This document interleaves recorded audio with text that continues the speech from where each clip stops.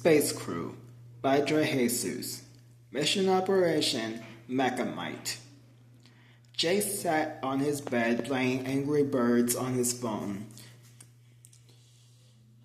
Ha! This game never gets old, he said. That's when Jace's suit appeared on him, then vanished, then appeared again.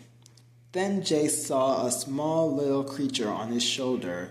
It had a semi-transparent and silver-colored body on about the size of a water bottle, two stumpy little arms, one blue eye in the center, and a single dorsal fin and running from the head to its back. "Oh my God," Jace said. The creature seemed to almost melt into a small slime ball. No, it's okay. I'm not going to hurt you," Jace said. Part of him was scared out of his mind, while the other half liked how cute she was. Jace slowly reached his finger towards her, but then a knock on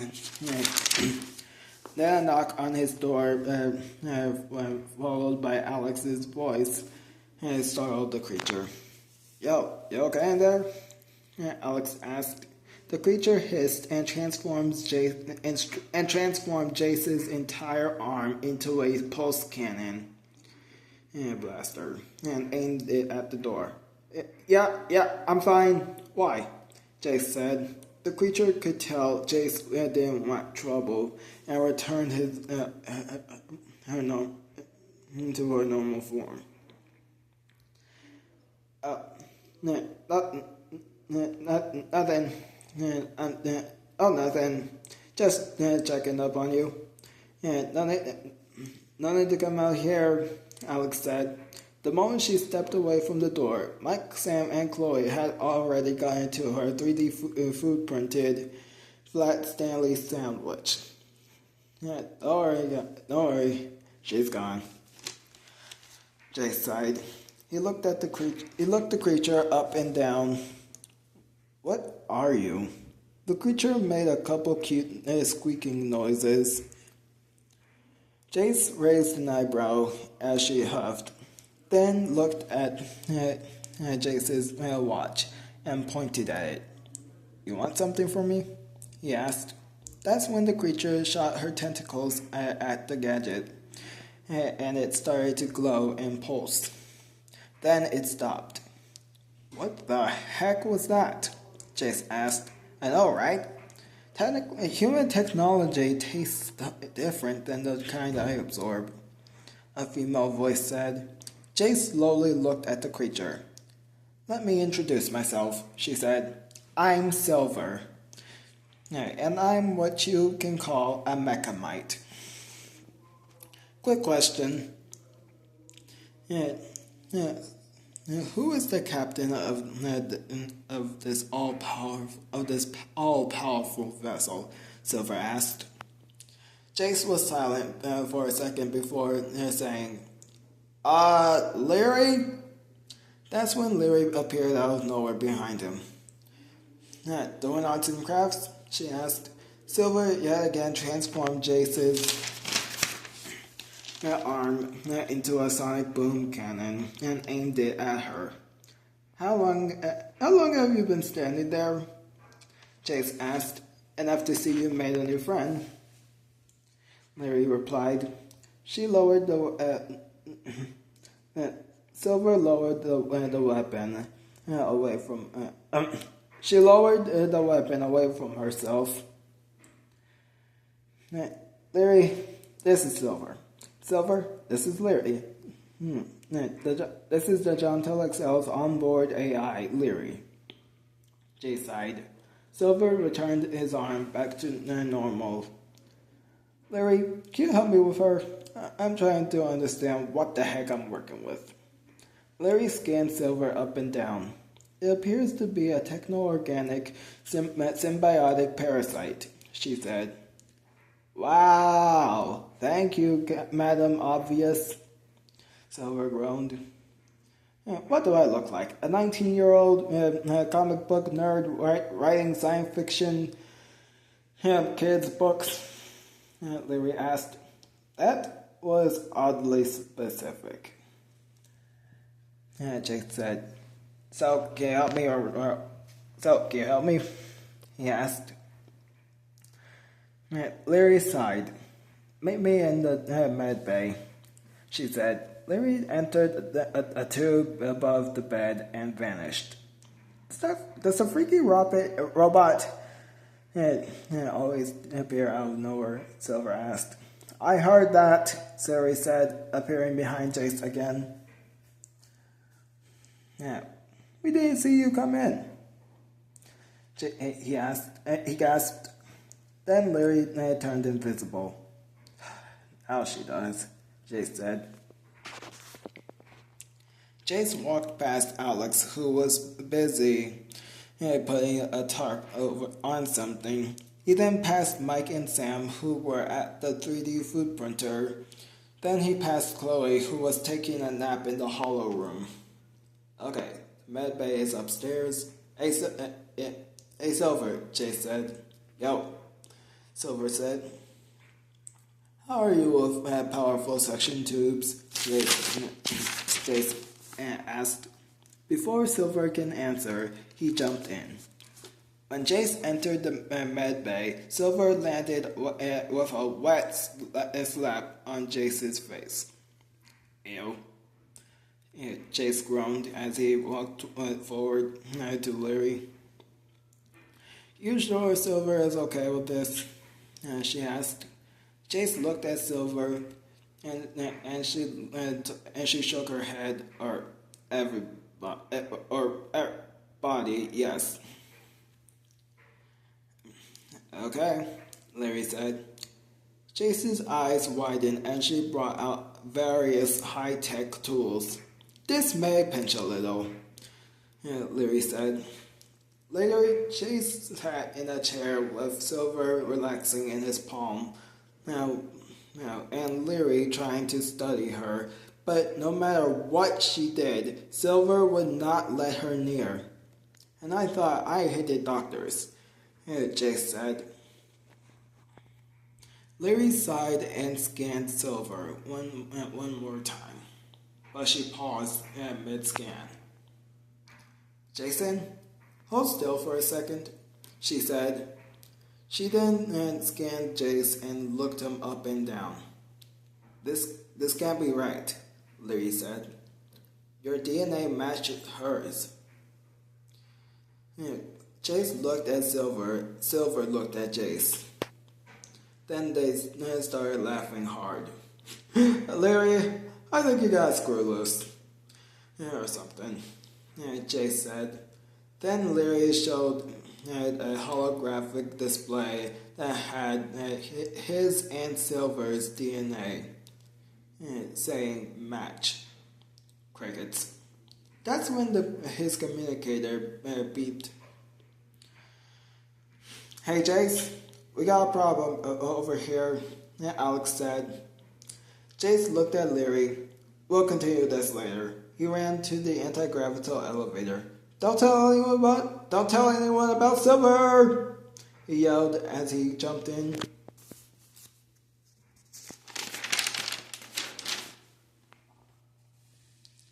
When Jace got to the lobby, he saw a 7-layered cake in the center of a table. What the heck? He said. When he got closer, Alex, Mike, Sam, and Chloe jumped from their hiding spots. Surprise! Alex cheered. Merry Christmas! Yelled a very confused Mike.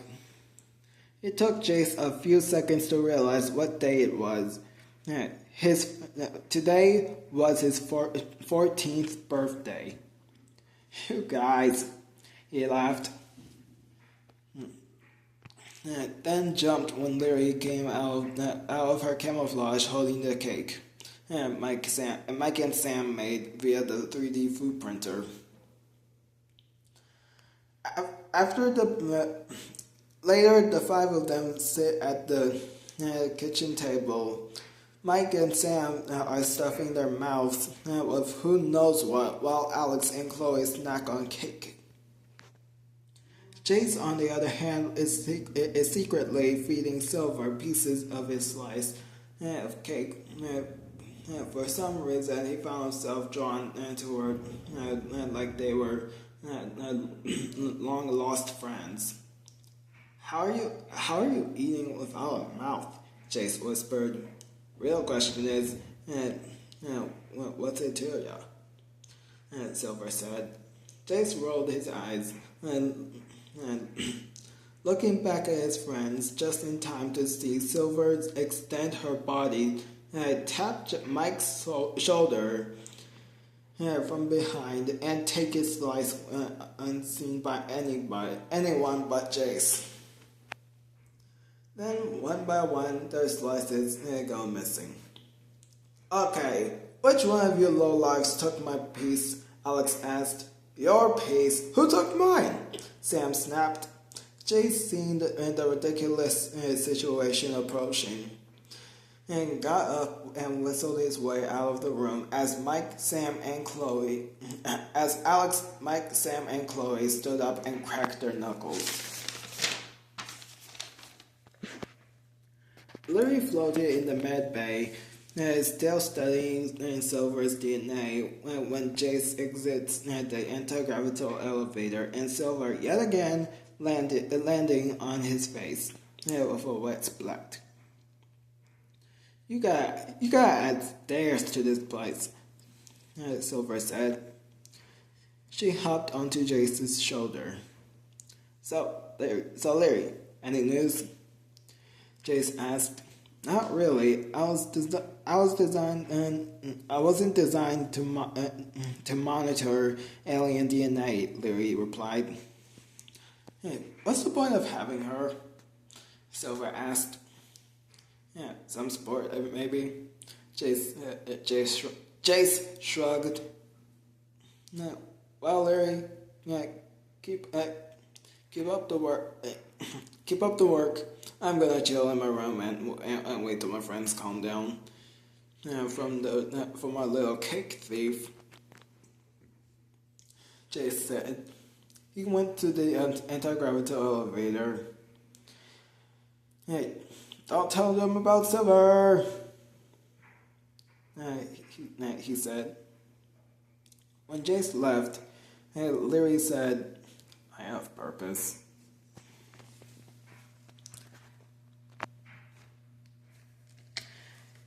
The end of what's beginning.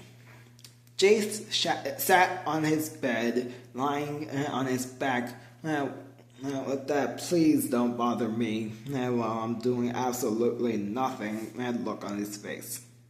Wanna fly around the Galaxar system in that star glider of yours? Silver asked, hanging upside down from the ceiling. No, Jace said, not opening his eyes. Wanna hijack your friends' vehicles and go on a joyride? Silver asked, stretching down to face Jace. No, Jace replied. Wanna sit around all day doing absolutely nothing like an idiot? Silver grumbled, resting on the desk. Yes, Jace said. Silver groaned in annoyance. Jace then felt his body lift off his bed. He looked at Silver, who didn't look happy. You've got to do something, Jace, she said, lowering him onto the floor. Fine, Jace groaned. He scooped Silver up and went down the hallway. Past Alex and Chloe, who were watching a movie, and he passed Mike and Sam, who were playing a trading card game. A very popular game called Kingdom Legacy Bring Out Your Beast. Hey guys, Jace said. Can I play? Mike and Sam looked at him. After this round, man. Bring Out Your Beast takes a longer than most. Sam replied. Jace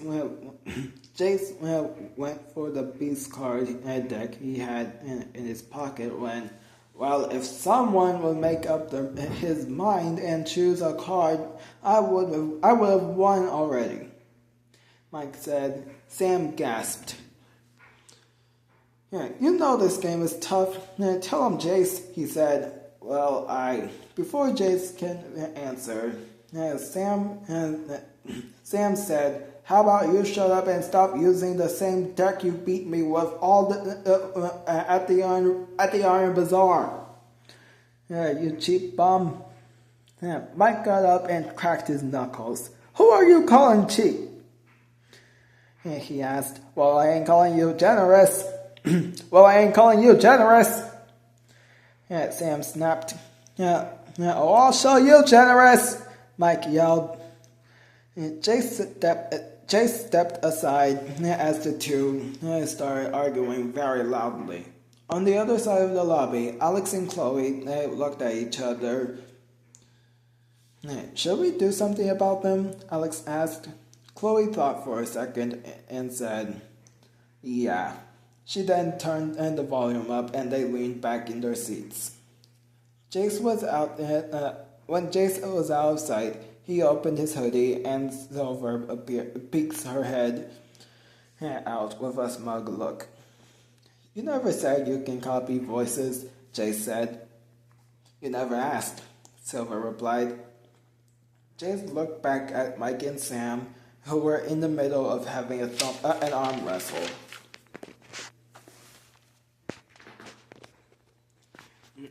Now, it's subtle, Mike grunts. I win, and you take back what you said about me being cheap. Sam laughed, a mocking laugh in response. And if I win, you owe me an apology for calling me a slow picker. And a new slide phone, he said. Before Mike can protest on that, he lost. Dang it, he said. Later, Jace is in the cargo bay, letting Silver explore the space vehicles. Hey, what can this do?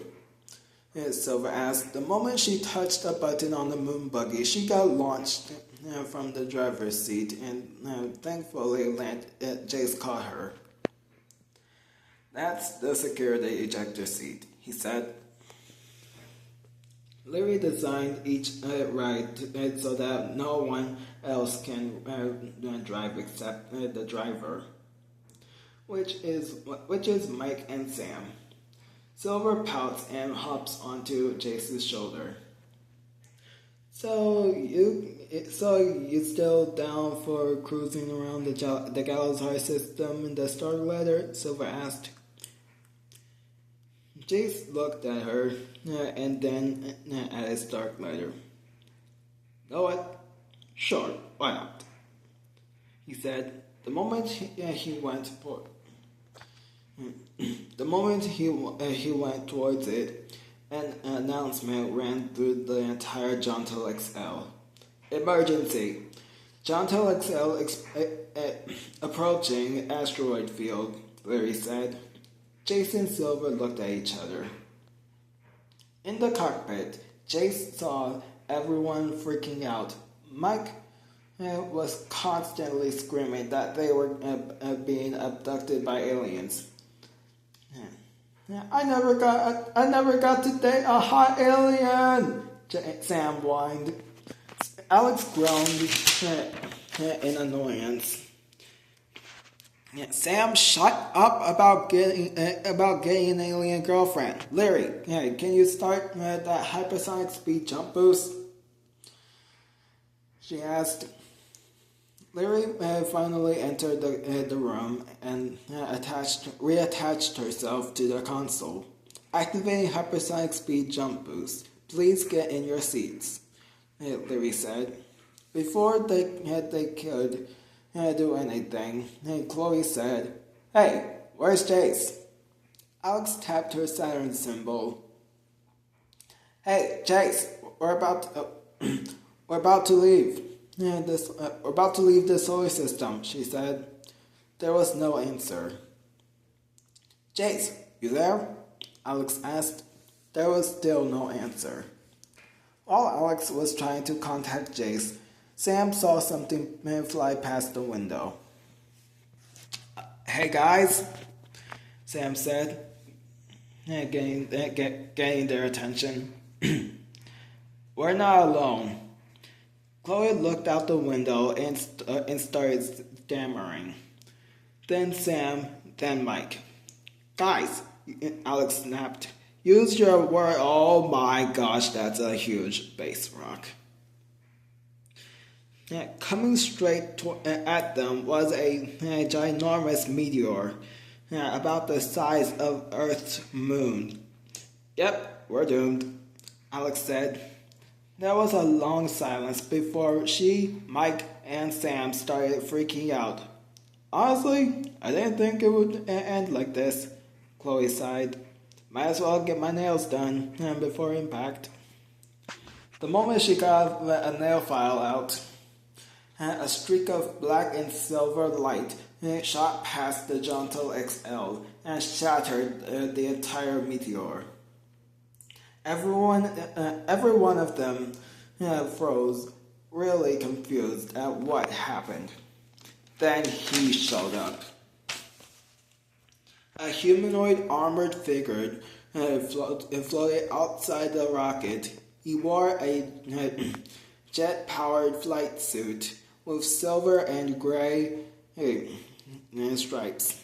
A wingspan on his back, on his arms, that resembles silver stars. And he had a full head helmet with a fin running down on his head. Alex locked eyes with the being. Something about him seemed familiar to her. And as fast as he arrived, the figure shot away in a flash of light. Who was that? Mike asked, finally letting go of Sam. Don't know, but he did save our lives, Chloe said. She was already finished with her nails. Back in the cargo bay, Larry opened the doors and to let the figure in. I still think we could have used the star glider, Silver said, appearing on his shoulder. Then the helmet vanished to reveal Jace's face. You never told me you could upgrade my spacesuit, Jace said. His suit disappeared as he walked to the anti-gravitational elevator. When Jace got to the lobby, Alex was waiting for him. Where were you? She asked. Oh, you know, just chilling. You were chilling, Alex said, raising an eyebrow. Just chilling, Jace replied. Ignoring my calls? Alex asked. She stepped forward and making Jace sweat more. But before Jace could explain himself, another announcement ran through the Jonto XL. Attention all crew members. Unidentified spacecraft approaching Jonto XL.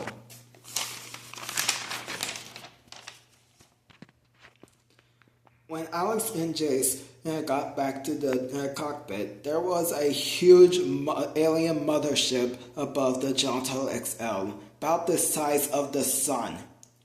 Guys, did we break a space law or something? Sam asked, looking at Mike. Larry, hit this hypersonic speed jump boost. Before Larry can do so, Alex vanished, then Mike, then Sam, then Chloe. Silver, what's happening? Jace asked. Then a flash of light swirled around him. You're about to find out, Silver yelped. As Jace vanished, then she did. Larry disconnected herself from the console. Guys, she called. The Space Crew 5 will return. Up next, Mission Operation Unknown.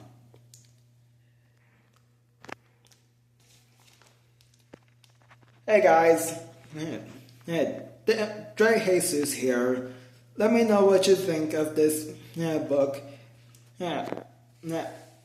Mission Operation Unknown is in the making, and Space crew will return maybe like at the end of the month, or depending on what I decide to do. But let me know what you think in the comments, and I'll let you know more. Anyway, this has been a trip into the Underverse.